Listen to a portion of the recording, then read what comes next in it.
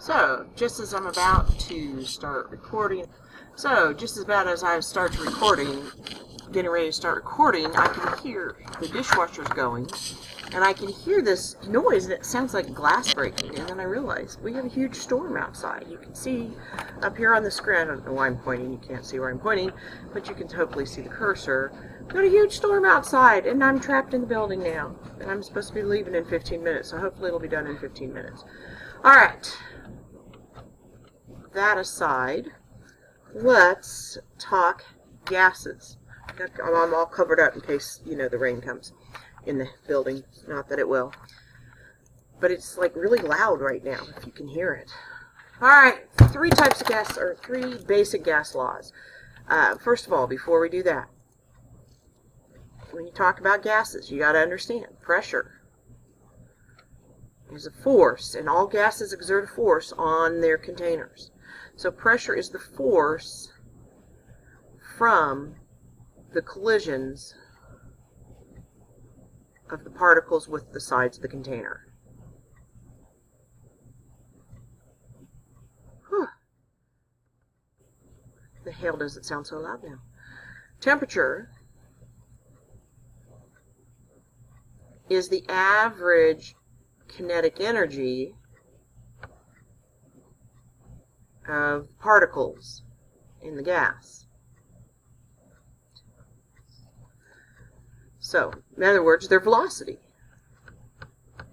How fast are they moving? Those little puppies moving. Volume, of course, is the space something takes up.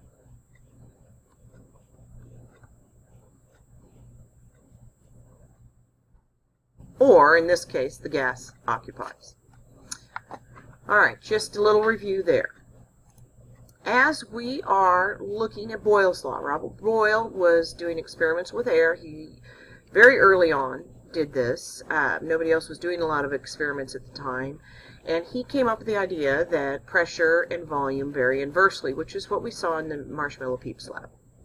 Alright, so let's do a couple problems from that. Okay, here's a couple questions. First of all, remember this is a relationship where they vary inversely. So as pressure goes up, volume goes down. The first one, we've got a container holding 1,500 milliliters of carbon dioxide. So that's a volume. At 20 degrees Celsius, that's a temperature. And 742 torr, which is the same thing as millibars of mercury. This is a pressure reading. Okay, the pressure is going to be increased to 759 torr, so this is going to be P2, and it's asking for volume 2. So we're going to assume that temperature remains constant, therefore it's not used. If we think back to our little saying, good vacationers always check passports before traveling. The V here, or T, is being held constant. T before traveling. That means, if you remember, whatever the first letter corresponds to the law, the second one is what is being held constant. Temperature is held constant, we're using Boyle's law. Alright, so how are we going to set this up? Well, our first volume is 500 milliliters. And I know you've been conditioned to change everything to liters, but guess what? You don't have to anymore. 500 milliliters is our volume, that's V1. Our pressure 1 is 742 torr. We could change that to atmospheres or something else, but we don't need to. We're not doing ideal gases, so we're going to leave it there. That's P1. I don't know why I wrote 2. V2 is what we're solving for, and P2 is 795 torr. Simple math. Divide both sides by 795. Pull up the handy-dandy calculator. 500 times 742 equals, divided by 795. And our pressure, or our volume, would be 466 milliliters. Stop and think, does that make sense? Our volume was 500. This shows a decrease in volume. Did our pressure go up? Yes, it did. Makes sense. All right, the second one, 2,875 liters. Again, that is volume, and it gives us 830 millimeters of mercury. What is the volume at standard pressure? STP, standard temperature and pressure. Standard temperature is 273 Kelvin. Pressure is 1 atmosphere. And standard, so we got our volume. Now this presents a problem. We have to do a conversion. Our volume 1 is 2,785 liters. We're going to multiply that by, here I did it again, that's P1. 830 millimeters of mercury, but we've got to convert that to atmospheres. All right. Okay, 1 atmosphere is equal to 760 millimeters of mercury. So those will cancel out. Now we're in atmospheres. Totally can go on now. We're solving for volume 2, and we know our standard pressure is 1 atmosphere. Divide both sides by 1, and we will get our answer. So, pull up the calculator. First, let's do our division problem here. 830 divided by 760. That tells us 1.09 atmospheres times our volume, 2,785 liters, divided by 1. Volume 2 is going to be, and I've already forgotten it, 3,041 liters. Let's check ourselves. Does this make sense? We had a volume of 2,700, so our volume went up. Did our pressure go down? Yes, it went down because it was 1.09 and now it's 1. All right, so that's an example of how to do boils. Charles' law gave us the relationship between volume and temperature, and they vary directly. So we set the equation up for volume 1 over temperature 1 is equal to volume 2 over temperature 2, and you get to do cross multiplication, which is like my very favorite thing to do just about in algebra, or one of my very favorite things. All right, our first problem here tells us that oxygen has a volume of 160 cubic decimeters. That's a volume. I know, it sounds weird. So V1 is 160 cubic decimeters. And our T1 is 91 degrees Celsius. Now we know we cannot use Celsius because we can't have anything negative. So we have to convert that to Kelvin. 91 plus 273 would be 364 Kelvin. So I'm going to erase this guy and move this guy up. Alright. V2 is what we're solving for. What will the volume be? And our temperature is going to be 0 Celsius. So V2 we're solving for 0 Celsius, we know is 273 Kelvin.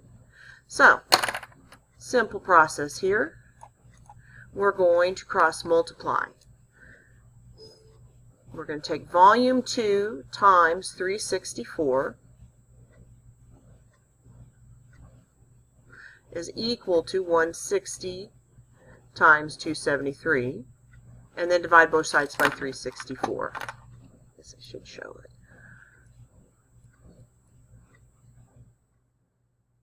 it. Calculator.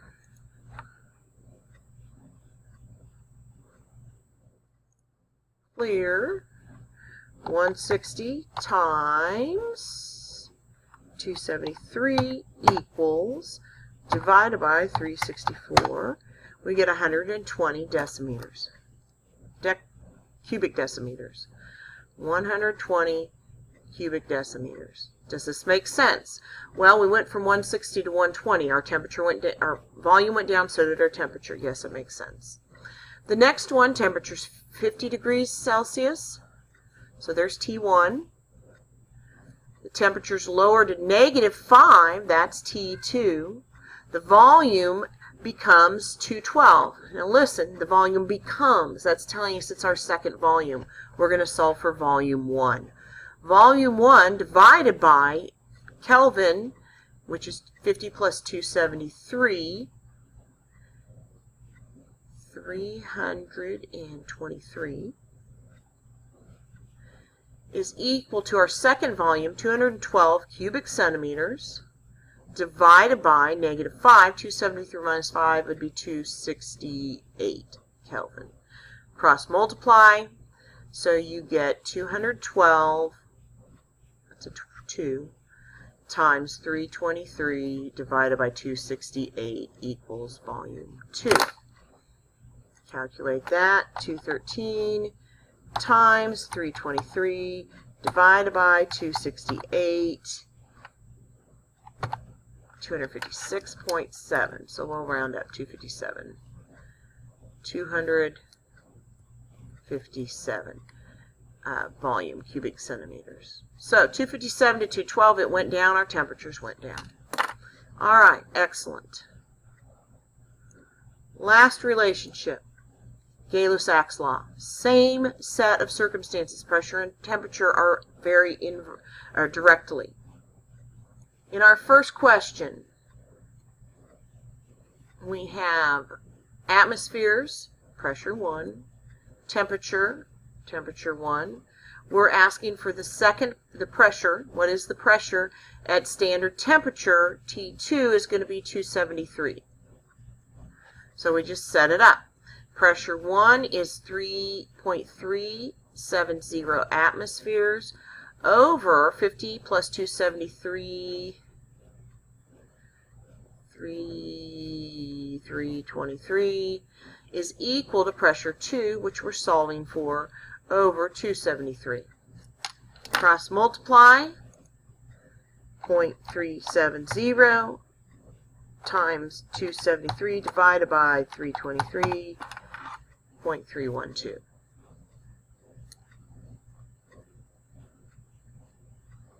Temperature went down, so did the pressure. Second one. Pressure this time is given in millimeters of mercury. Here's P1, T1. We're solving for temperature 2, and it tells us standard pressure, which is 1 atmosphere, which is equal to 760 millimeters of mercury. So, pressure goes on top, 699 millimeters of mercury, divided by 273 plus 40, 313 Kelvin, is equal to temperature 2, divided 760 millimeters divided by temperature 2. Again, 313 times 760, we cross multiplying, divided by 699, 340. Does that make sense? Yes, our pressure went up, so our temperature also went up. All right, thank you very much.